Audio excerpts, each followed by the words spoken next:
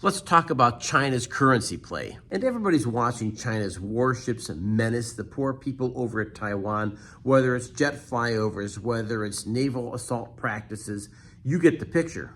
But the real battle isn't happening right off the coast of China. Instead, it's happening in currency markets. And this is the thing you really want to pay attention to, because the currency markets really are going to dictate practically everything else with worldwide economics. So you don't want to miss this episode. And then once again, all we ask you for is a like and a subscribe. Why? Because this sends the YouTube algorithm a message that people just like you love this channel. And of course, they like these videos. And once again, I'll send you a picture of my dog, Charlie, as a thank you. Let's continue. You probably heard that the Chinese yuan is weakening. China's currency, known as the yuan, or renminbi, RMB, has emerged as one of the world's most important currencies. Many seem to believe that the yuan may one day replace the US dollar as the world's reserve currency. However, there's just one problem with the yuan, and it's the fact that it may be weak, which is known to lose value against the US dollar. But what does a weak yuan actually mean, and why is it happening?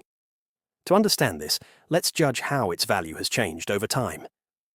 For about a decade, from the mid-1990s to 2005, China pegged its currency tightly to the dollar at roughly 8.28 yuan. But here's the twist. It's not happening by accident. Beijing has this habit of letting their currency slide every time there is trade talk.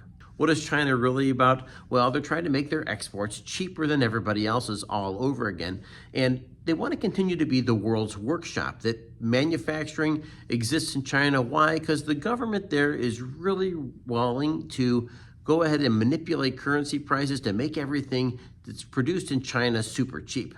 And of course, that always makes foreign debt harder to pay, but there's also a thing that China's trying to do. They're trying to take care of their massive unemployment that's dealing specifically with the 20 to 30-year-old population. And this is a population that Xi is really having difficulty managing right now, because with the disruption in global supply chains, you see that Xi is really struggling in this regard. So what might appear to be economic weakness really can be a sign of internal conflict inside of China, and maybe it's the need to appear that they really do have their act together. In reality, they could be struggling for their economic viability and throwing a lifeline to their middle class. But I want to share the strategy that China's about, because this is what we feel throughout the Anglosphere. So when China lowers its currency, exports tend to surge. Phones, cars, solar panels, you get the picture. And the Chinese government will keep their factories running, and they're going to have a massive surplus of stuff that they don't know where to sell, and they're going to look for markets to dump it in. And it's very inconvenient for them not to be able to sell inside the United States or other places throughout the Anglosphere. And so there's a mounting pressure on what they can do, and maybe, just maybe, the easiest thing they could do is lower their currency and affect the outcome of elections right here in the United States. So I want to remind you that when there's global financial wars taking place, they're not being fought with guns, planes, jets, or drones. They're actually being fought with currencies, and that's the story you really want to pay attention to.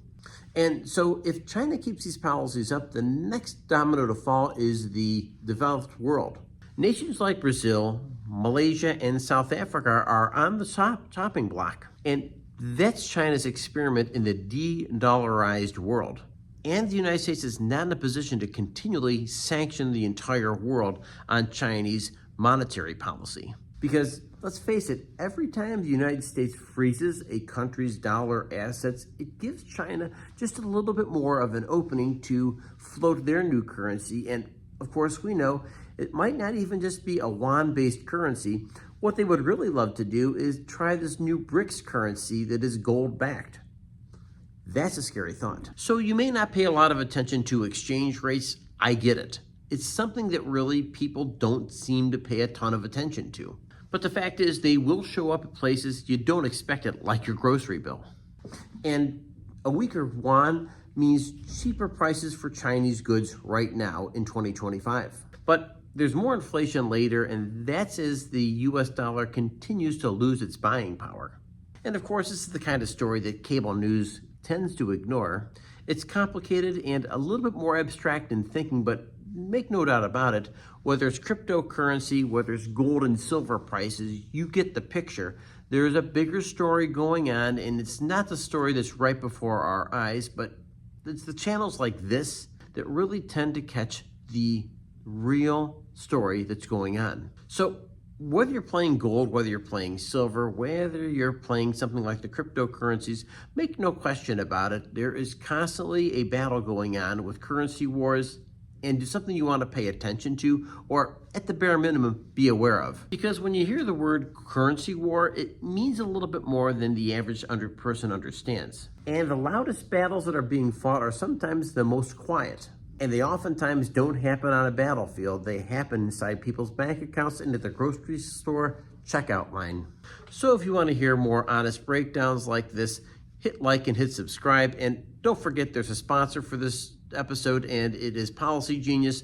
It's for life insurance, and don't leave home without life insurance, because it's the one thing that protects your assets and really protects your family. Get a free quote below in the description. And with that, folks, just remember the biggest battle you fight is the one between your ears, of your thoughts, your actions, your attitude. Thanks for joining me today, and I will catch you next episode. Have a great day.